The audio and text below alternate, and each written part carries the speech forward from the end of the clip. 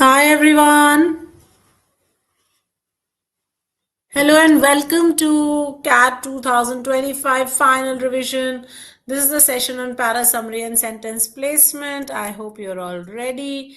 If you can see me and hear me, can you give me a quick yes or no? Am I audible? And I'm visible. I'm checking for these two things. Once we have, then you could just quickly give me a yes or no. Also remember to hit like, share, and subscribe. Okay. So do this, guys, please. All right, the Career Launcher app is ready and here. Please access this new muscled up CL app on the move, which is giving you access to wonderful stuff. You can download the Career Launcher app both from Google Play Store and Apple App Store. So, sorry, just go ahead and do it. You can scan these two QR codes and do it. For any inquiries, please connect on the number 8130038836. Okay.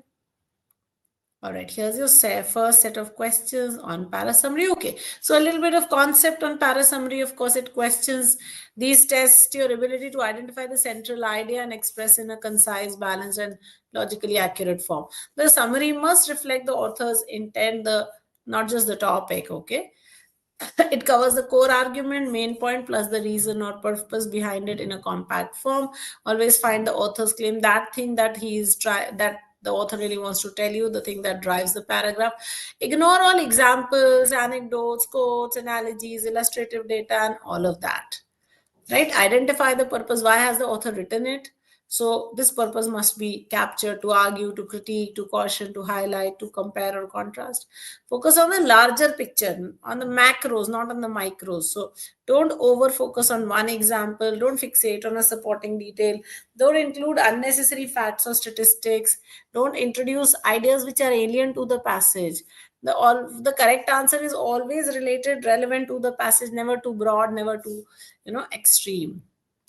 Eliminate options with distortions. Remove all options that have exaggeration or oversimplification, which add unrelated claim, which flip your cause effect, which change the author's tone, miss key qualifiers, nuances. A good summary will have the central thesis and the key reason behind it. Okay. Remember to avoid extreme language like always, never, entirely, completely. Any moral judgments which say should, must, and all, do not have them unless the passage has it. Keep the summary neutral. Do not bring in your perspective. Good summaries are always unbiased and objective. Now, the good thing here is that you don't have to write a summary. You merely have to choose from 4 summaries that are given, right? So, always spot what is the subject of the passage and go from there. The best way to solve is to read quickly to grasp the controlling idea, identify what is the argument's thrust, what is the passage saying, ignore all the details, choose the option that captures the core message, eliminate all distortions, tone shifts, over specific summaries. Remember, Beast, we have spoken about it, so keep that in mind. All right, here's a small passage, and then we will take a look at the options also. So the passage says, the Netherlands has announced that it will return a 3,500-year-old stone head to Egypt. The artifact dates to the reign of Thutmose III in 15th century BC and is believed to have been stolen during the Arab Spring unrest around 2011-12 before being trafficked to the Netherlands. In 2022, authorities found the object at an art fair in Maastricht, where the dealer voluntarily surrendered it. Expert identified the bust, made of granodiorite and measuring 7.5 inches, as likely depicting a high-ranking Egyptian official. The Dutch officials emphasized the artifact's cultural significance and reaffirmed their commitment to repatriating cultural heritage. They're saying we will send it back. The piece will be handed over to Egypt's ambassador by year end, though Egypt has not announced future plans for it. The announcement coincides with the opening of the long delayed Grand Egyptian Museum near the pyramids and the Sphinx.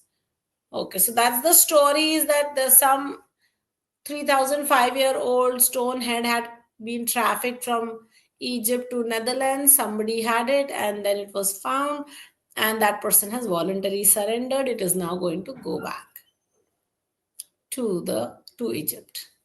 Okay, here are your 4 options. I've put the options here. The Netherlands has decided to repatriate a stolen Egyptian artifact after its identification, highlighting its dedication to restoring cultural heritage amid Egypt's unveiling of the Grand Egyptian Museum. A 3,005-year-old Egyptian bust stolen during regional unrest and later found in Netherlands will be returned following expert authentication. However, Egypt has not yet revealed its intentions for the artifacts. And that's not an important thing. After locating a stolen Egyptian artifact at a Dutch art fair, authorities have committed to returning it, underscoring global cooperation in correcting illicit antiquities trade while Egypt inaugurates a major new museum. Again, it's not about correcting illicit antiquities trade, right? Dutch authorities identified and reclaimed an ancient artifact linked to Thutmose III, showcasing advances in archaeological verification and international art trafficking investigation. Well, is it really about international art trafficking investigations? We don't really think so, correct? So that should not be your answer. The best answer here, let's take a look, that Netherlands has decided to repatriate an artifact after its identification. It highlights its dedication to restoring cultural heritage amid Egypt's. So this looks like a good option. Option 2 is not correct because what Egypt is going to do was not important. So this part of the past statement is not relevant. The third again was about correcting illicit antiquities trade. That was also not important, and I've already told you why not 4. So therefore, the best option for us would be option number 1.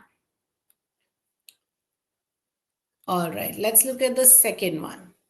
Sitting on the border of Spain and France lies a valley that serves as a remarkable natural laboratory for studying flower hybridization.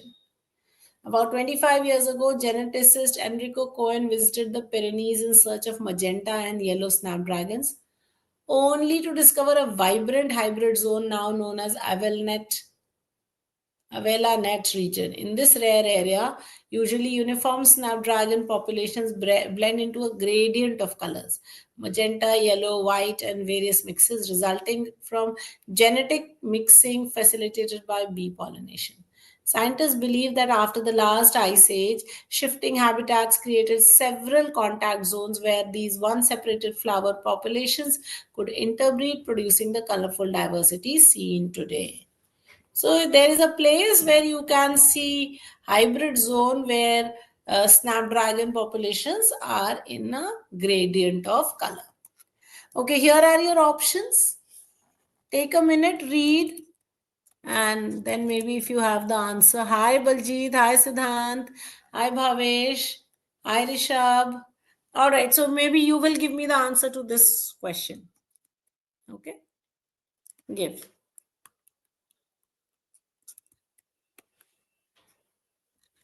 I'm going to let you do it.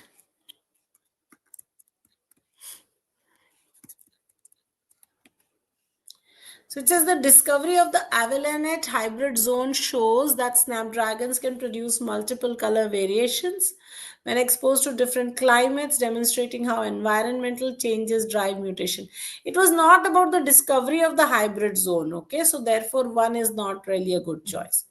Option 2, which says geneticists studying snapdragons in Pyrenees discovered that bees, did they discover that bees play a major role in pollination? That this causal relationship is interestingly not mentioned in the passage. Again, same with option A. A unique valley in Pyrenees displays a rare spectrum of snapdragon colors created by natural hybridization, offering scientists valuable insights into how formerly isolated flower populations began interbreeding. This is a good choice. The Pyrenees Mountains are home to vibrant flowers, including magenta and yellow snapdragons, which attract researchers and tourists because of their striking multi. Again, it's not about the Pyrenees Mountains, it's about a specific valley in the Pyrenees where the snapdragons are in a hybrid mode and showing various interbred colors. So, best answer for us will be option number 3. Yes, that was an easy one. All right, let's go to the next one. So, in Holocaust narratives, older Jews have long been overlooked in favor of younger figures like Anne Frank and Vladislav Spilman. Despite being among the groups most likely to be killed, deemed unfit for labor, and often murdered on arrival at Nazi camps, the elderly have received minimal attention in post war research and public memory. Aid agencies after World War II frequently portrayed child survivors as hopeful and promising, while describing elderly survivors as burdens with little future. A new exhibition, Elder Side, Older Jews and the Holocaust, seeks to correct this imbalance by highlighting the experiences, lives, and unique struggles of older Jewish victims whose stories have largely been forgotten, even though they had lived full lives before the war began. Okay, I'm now going to take you to I'm going to give you another 30 seconds so that you can read it. And then I will take you to the options.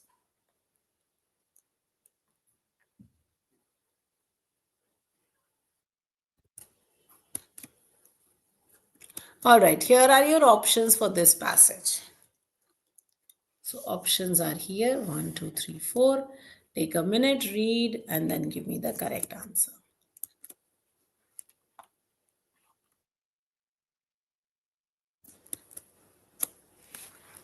While children have become the primary symbols of Holocaust suffering, elderly Jews are now being recognized as equally significant victims through exhibitions that document their resilience and contribution. Our new exhibition seeks to restore attention to elderly Jews who suffered disproportionately during the Holocaust, highlighting how their stories were long overshadowed by younger survivors and neglected in historical memory. Okay, looks good. The first one is about exhibitions, but we did not have many exhibitions. There's just one. So therefore, one is incorrect. Two looks okay to me. Let's look at three. Although the elderly were among the first victims, but did the passage say first victims?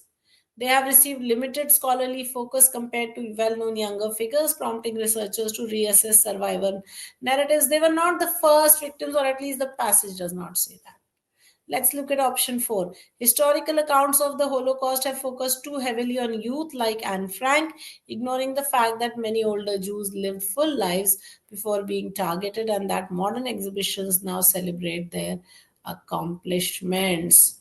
Again, it is not about modern exhibitions, it's just one exhibition.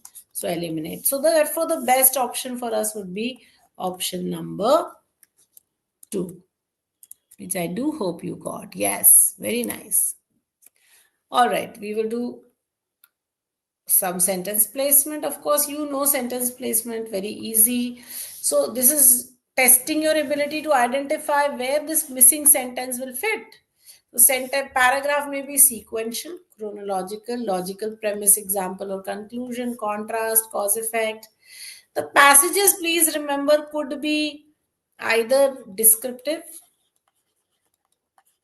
yeah, they could describe something, they could be analytical, okay, or they could be argumentative or persuasive. Now, within these three structures only would come all your different types of passages.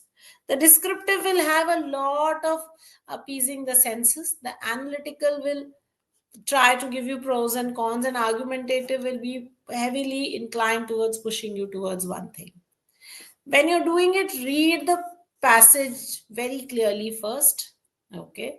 See what is the topic, see what is the tone, see if there are any transition words which point to certain things. Okay. See whether examples, conclusions, or contrasts are present. The missing sentence must bridge or extend the argument seamlessly. So look for connector clues, however, but although though they show contrast, thus therefore hence show conclusion. For example, for instance, illustration. Similarly, likewise show continuation of the same idea, despite even though show concession that you're giving in. The connector must match the logical position. So be very careful with these things. Remember to track pronouns and their references. Remember, a pronoun will always refer to a noun prior to it. So that connection sometimes really helps. Schematic continuity helps because the inserted sentence must have the same subject, the same depth of argument, the same tone, same perspective. Shifting to side topics or unrelated topics would not work. See what the purpose of that sentence is. Is it introduction? Is it explanation? Is it evidence or example? Is it a contrast? Is it a clarification? Is it a conclusion? So look, what is the purpose of that function? So if for example, if the missing sentence is a summary, it says, okay, to sum it up or some such thing, it must appear near the end. Look for language repetition and keywords. Good paragraphs rely on lexical cohesion. The correct position will show repetition of keywords, synonyms, themes, technical terms. This consistency important. Then insert the sentence mentally into each option position and test whether the argument is smooth, no contradictions arise, pronouns and subject fit, and the chronological or reasoning sequence remains intact. Now, if the paragraph suddenly becomes awkward or disjointed, then it is in the wrong place. So, one, read the paragraph once without the missing sentence. Then understand what is the passage doing, right? Is it describing, explaining, arguing, analyzing, whatever? Then label your sentences as whatever, and then see what fits where. Make sure that the transitions, the pronouns, and the tone remains natural when you're inserting those sentences. Okay. All right. Here is a passage.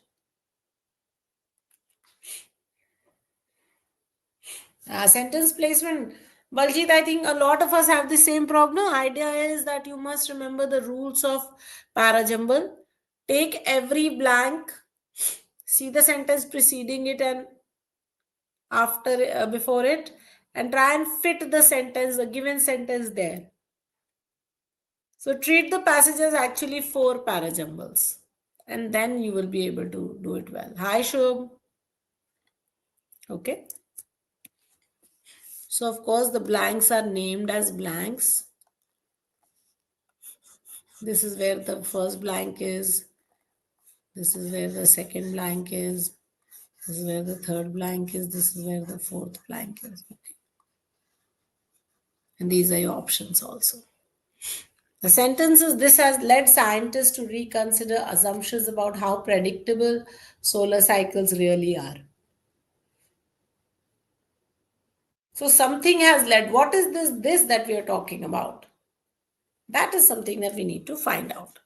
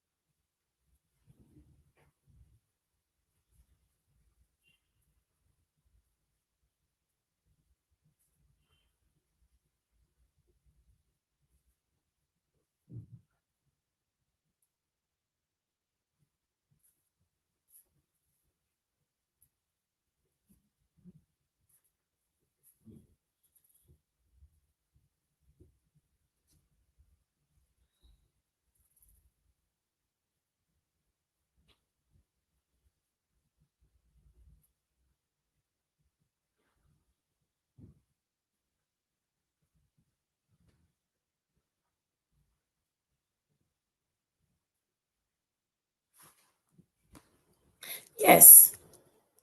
So Okay, come on, quickly, guys. Give me anyone with an answer. Okay, very good, Baljit. Yes, the third one is the right place. This is the only place where you can say that this has led scientists to reconsider assumptions about how predictable solar cycles are. See? So, yesterday's flare, by contrast, measured X5.1, placing it between strong and severe on the space weather scale. Some researchers note that while solar maximum was thought to have ended, this extreme flare may indicate that the cycle has peaked twice. Now, if the cycle has peaked twice, this has led scientists to reconsider assumptions about how predictable they are. If it is peaking twice, can you really say that they are predictable? No. So then they are starting to analyze what this double peaking behavior might reveal about long term solar dynamics. So the best answer for us will be option number 3. Okay. Yes, very good. Let's do the next one.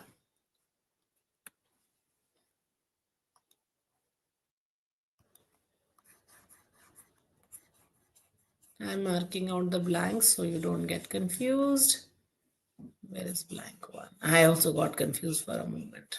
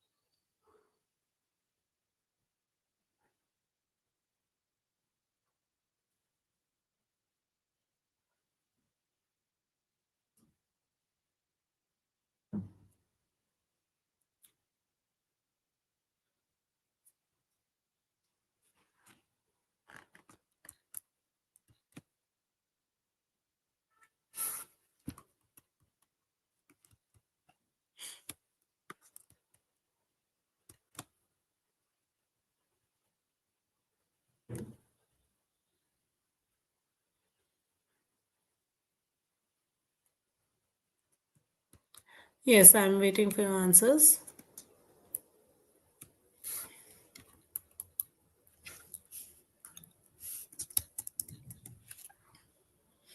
So this marked a turning point.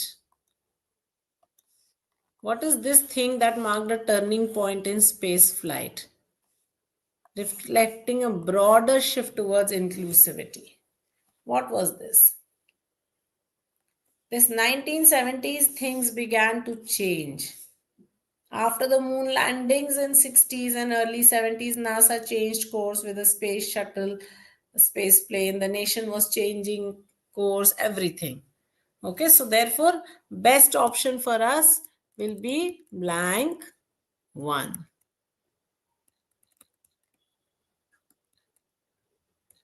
Yeah. So there was all male, but 1970s things changed. What did it change?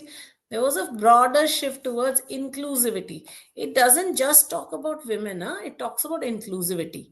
And how was it inclusive? 6 women, 3 African American men, and an Asian American man. All of them went in. So that's inclusivity. Okay, so best answer blank number 1. All right, let's do the third one.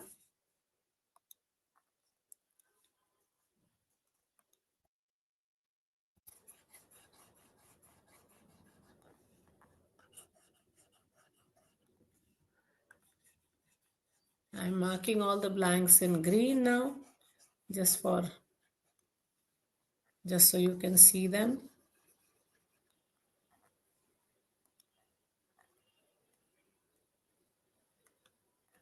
Or maybe it would have been better to mark them in yellow only. The yellow is actually so much brighter.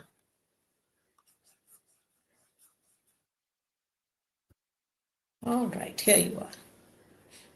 So, this breakthrough highlights how emerging technologies can help compensate for biological deterioration when traditional medical treatments are unavailable. Which breakthrough are we talking about?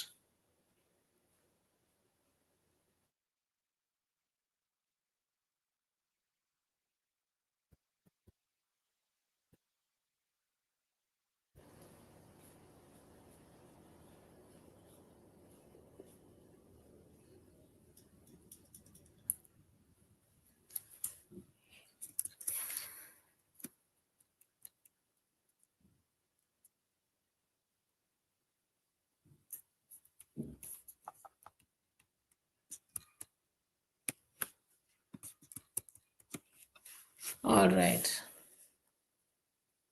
Okay, here's your question. Okay, Baljit says 4. So the today New England Journal of Medicine researchers announced that they restored some vision to elderly patients with a common eye disease thanks to an electronic retinal implant. Age-related macular degeneration is a common but untreatable eye condition that usually impacts people over 50. This disease occurs when aging damages the photoreceptors in central retina. The international trials of result offer hope of treatment for the condition, which affects about 200 million people globally. This breakthrough highlights how emerging technologies can help compensate for biological deterioration when traditional medical treatments are unavailable. So, this is what the passage is talking about, and therefore, your best fit would be option number blank number 1. Okay, 1 is a better fit than any of the others.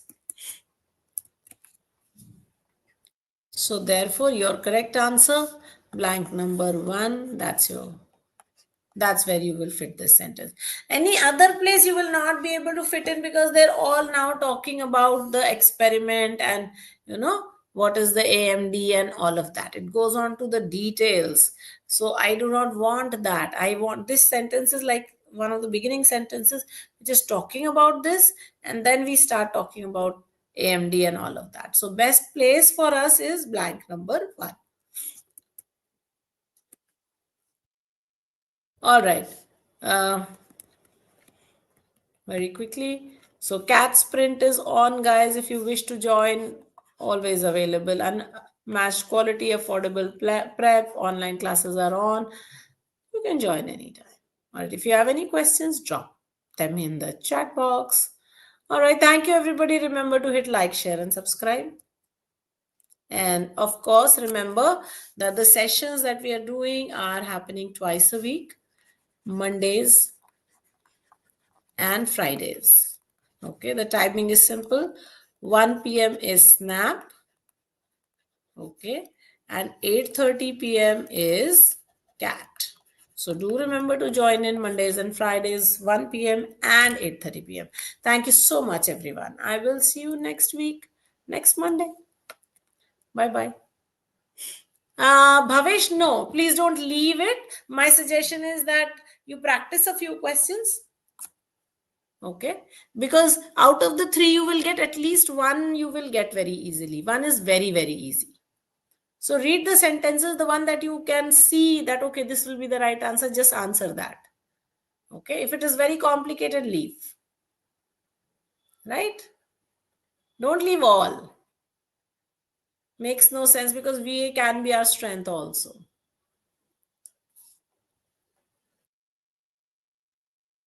All right, that's it, guys. Thank you. Bye bye.